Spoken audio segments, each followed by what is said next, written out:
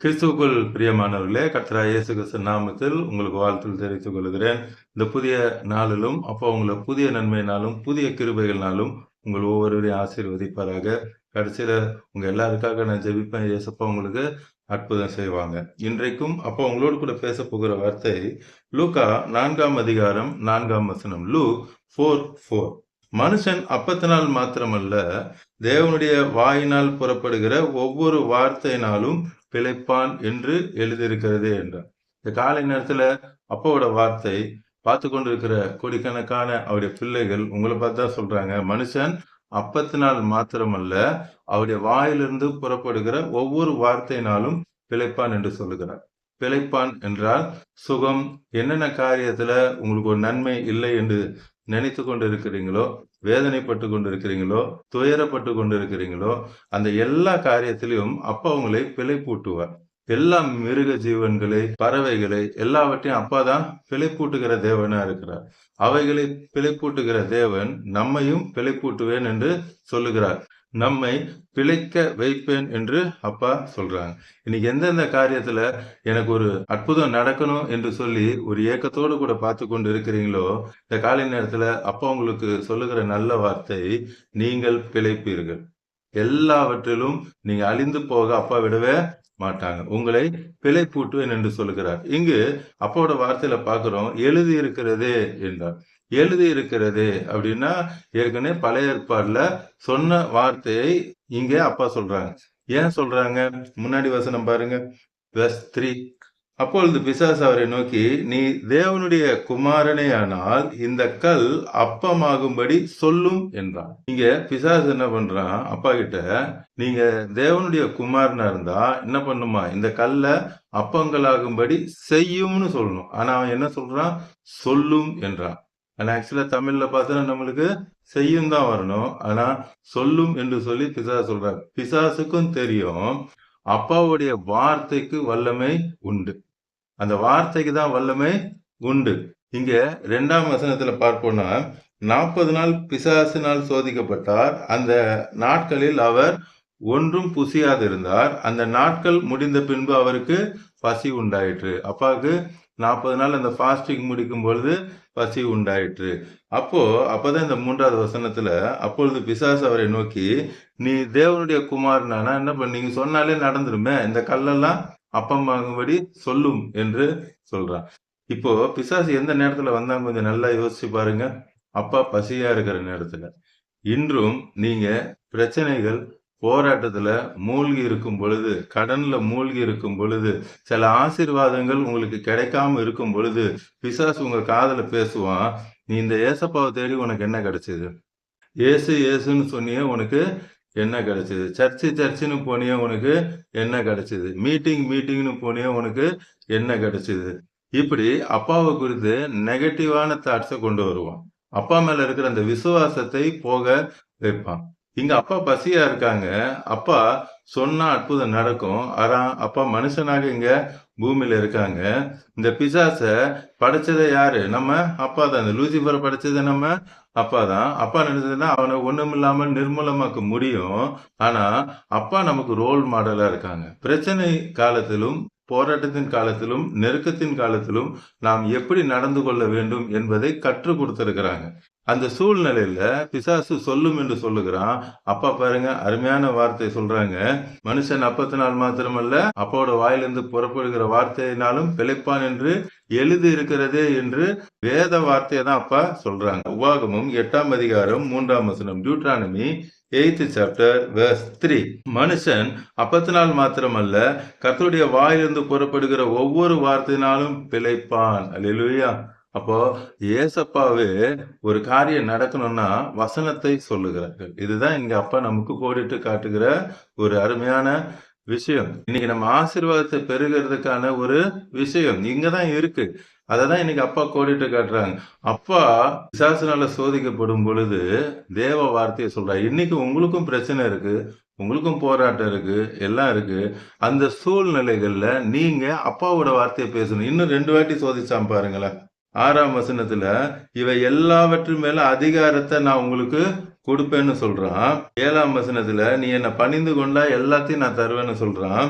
8வது வசனத்துல அப்பா சொல்றாங்க, இயேசு அவனுக்கு பிரதி உத்தரமாக, எனக்கு பின்னாக போ சாத்தானே, உன் தேவனாகிய கர்த்தரை பணிந்து கொண்டு அவர் ஒருவருக்கே ஆராதனை செய்வாயாக என்று எழுதியிருக்கிறதே. இதுவும் உபாகமத்துல 6ஆம் அதிகாரத்துல 13ஆம் வசனத்துல அப்பாவோட வார்த்தை வருகிறது. டியூட்டானமி 6:13.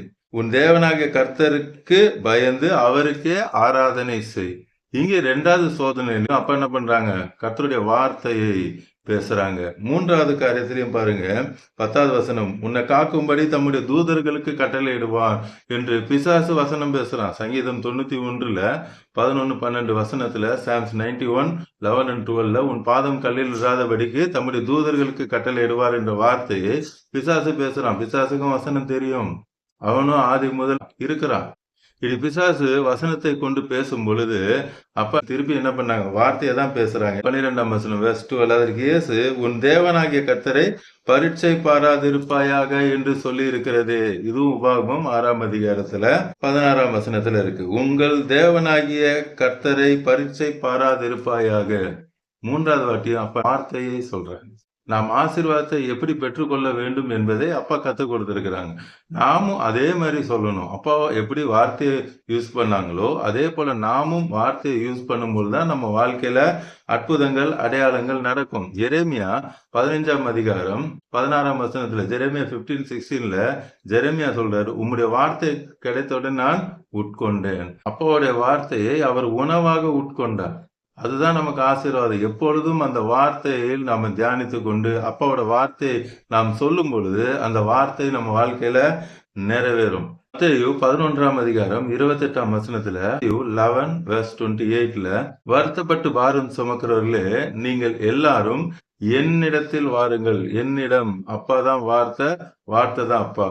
வார்த்தை கிட்ட வாங்க என்று சொல்லுகிறார். வார்த்தை கிட்ட வரும் பொழுதுதான் இளைப்பாறுதல் கிடைக்கும். கடைசியா ஒரு வசனம், லூக்கா 11ஆம் அதிகாரம் 28ஆம் வசனம், லூக் 11 chapter verse 28. அதற்கு இயேசு, அப்படியானாலும் தேவனுடைய வார்த்தையை கேட்டு, இப்ப கேட்டுக்கொண்டு இருக்கிறீங்க, அப்பாவோட வார்த்தையை கேட்டுக்கொண்டு இருக்கிறீங்க. பிசாசு என்ன பண்ணுவான்? அப்பாவோட வார்த்தையை நீங்க நல்லா கேட்பீங்க, ஒரு 10 நிமிஷம் கழிச்சு என்ன வார்த்தை கேட்டுன்னு உங்களுக்கு மறந்து போயிடும். அந்த வசனத்தை பொறுக்கி கொண்டு போயிடுவான். அந்த வார்த்தையை ஒரு டைரி எடுத்து எழுதணும். முழுதா எழுத முடியாது. எரேமியா 15, 16ன்னு எழுதி வச்சுக்கணும். அப்புறம் ஃப்ரீயா இருக்கும் போது என்ன பண்ணணும்? எடுத்து நீங்க அப்பாவோட வார்த்தையை படிச்சு அந்த ஆசீர்வாதத்தை பெற்றுக்கொள்ளணும். வார்த்தையில தான் ஆசீர்வாதம் இருக்கிறது. அதை காத்து கொள்ளுகிறவர்களே அதிக பாக்கியவான்கள் என்றார். அப்பாவுடைய வார்த்தையை நாம் என்ன பண்ணணும்? படிக்கணும். படிச்சு அந்த வார்த்தையை நாம் காத்து கொள்ளும் பொழுது அந்த வார்த்தையை இருதயமான பலகைகளை நம்ம காத்து கொள்ளணும்.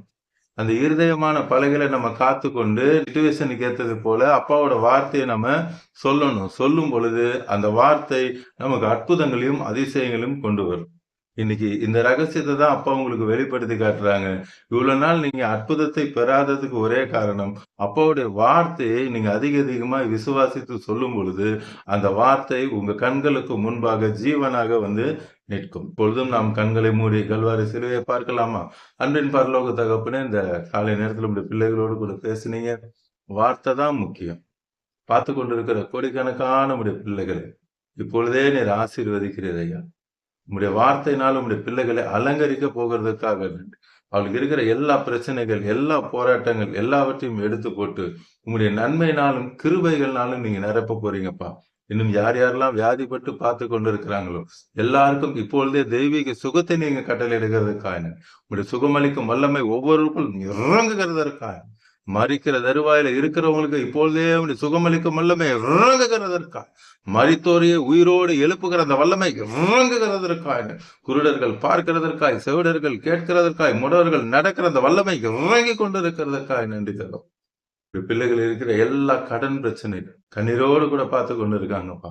எனக்கு இந்த கடன்ல இருந்து ஒரு விடுதலை வேண்டும் என்று சொல்லி துக்கத்தோடு கூட, வேதனையோடு கூட, துயரத்தோடு கூட பார்த்து கொண்டு இருக்காங்கப்பா. எல்லாவற்றையும் மாற்ற உமக்கு வல்லமை உண்டு. இப்பொழுதும் அப்பா நீர் அற்புதத்தை செய்யறீங்கப்பா. வானத்தையும் பூமியும் உண்டாக்கின அப்பா கிட்ட இருந்து ஒத்தாசை வரும் என்ற வார்த்தையின்படி உங்களுடைய பிள்ளைகளுக்கு இருக்க எல்லா கடன் பிரச்சனை உம்முடைய மகிமை ஐஸ்வர்யத்திலிருந்து நீரே சந்திக்கிறதுக்காக என் பிள்ளைகளுக்கு திருமணம் ஆகலையேன்னு வேதனையோடு கூட பார்த்து கொண்டிருக்கிற பெற்றோர்களுக்கு இப்பொழுதும் அப்பா நீங்க அற்புதம் செய்றீங்கப்பா.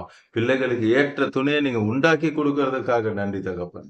திருமணமாகியும் குழந்தை இல்லையே என்று சொல்லி வேதனையோடு கூட பார்த்து கொண்டிருக்கிற பிள்ளைகளுக்கும் நீங்கப்பா அடுத்த உட்பகட்ட காலத்துல குழந்தையோடு இருப்பாய் என்று ஆபிரகாமுக்கு சொன்னது போல அடுத்த வருடம் அவர்கள் குழந்தையோடு ஏசப்பா எனக்கு அற்புதம் செய்தாங்கன்னு சாட்சி சொல்ல போகிறதுக்காக வேண்டும். பிரெக்னண்டா இருக்கிறவங்களை நீங்க ஆசீர்வதிக்கிறீங்க. அவங்களுக்கு நல்ல சுக பிரசவத்தை கட்டளையிட்டு நீங்க ஆசீர்வதிக்கிறதுக்காக நன்றி. பிசினஸ் பண்றோம், எனக்கு ஒரே லாஸா இருக்கு, எனக்கு அதுல இருந்து ஒரு விடுதலையே இல்லைன்னு பார்த்து கொண்டு இருக்காங்கப்பா. இப்போது அவங்களுக்கும் நீங்க அற்புதம் செய்றீங்க. ஈசாக்கு விதைக்கும் பொழுது 100 மடங்கு பலன் அடைந்தான்ற வார்த்தையின்படி உங்களுடைய பிள்ளைகள் பிசினஸ் 100 மடங்கு நீர் ஆசீர்வதிக்கிறதுக்காக நன்றி தகப்பனே. பிள்ளைகளுக்கு உங்களுடைய ஞானத்தை கொடுத்து ஸ்கூல்ல நல்லா படிக்க, காலேஜ்ல நல்லா படிக்க நீங்க கிருபை கொடுக்குறீங்கப்பா. குடும்பத்துல சமாதானம் இல்லைன்னு உங்களுடைய பிள்ளைகள் பார்த்து கொண்டிருக்கிறாங்க. ஒரே கண்கண் பொறாமை, எரிச்சல், இப்படி அநேக காரியங்கள் உண்டு. எல்லாவற்றிலும் இப்பொழுது உம்முடைய சமாதானத்தை நீர் தருகிறேன் என்று சொல்லி குடும்பத்துல ஒரு சமாதானத்தை கொடுத்து கொண்டு இருக்கிறதுக்காக இப்பொழுதும் உடம்பு முடியலையே, உடம்பு பெயினா இருக்கேன்னு சொல்லி அழுது கொண்டு பார்த்து கொண்டு இருக்கிறீங்க. இப்பொழுது அப்பாவோட சுகமளிக்கும் வல்லமை இறங்குகிறதற்காக இந்த நொடியே தெய்வீக சுகத்தை கட்டளையிடுகிறார். Reserve it in the name of Jesus. இப்பொழுதே உங்களுடைய தலைமுறையால சுகத்தை கொடுத்ததுக்காக இப்பொழுதும் பார்த்து கொண்டிருக்கிற கொடைக்கானக்கான உங்களுடைய பிள்ளைகள், அவர்கள் குடும்பம் எல்லாரையும் ரட்சித்து ஆசீர்வதிக்கிறதுக்காக இந்த நாள் முழுவதும் உங்களுடைய கரம் அவரோடு கூட இருந்து வழி நடத்துகிற தயவுக்காக நன்றி அப்பா. இயேசு நாமத்தில் ஜெபிக்கிறேன் நல்ல பிதாவே. ஆமென், ஆமென். தொடர்ந்து பாருங்க, அப்பாவோட வார்த்தையை கேளுங்க, அநேகருக்கு ஷேர் பண்ணுங்க. எல்லோரும் ரட்சிக்கப்படட்டும், ஆசீர்வதிக்கப்படட்டும். பிரேயர் பாயிண்ட்ஸ் இருந்தால் கமெண்ட்ஸ்ல போடுங்க, உங்களுக்காக ஜெபிப்பேன். ஏசப்பா உடனே உங்களுக்கு அற்புதம் செய்வாங்க. அதே கமெண்ட்ஸ்ல ஏசப்பா அற்புதம் செஞ்சா நீங்க சாட்சி சொல்லுவீங்க. God bless you. Praise the Lord.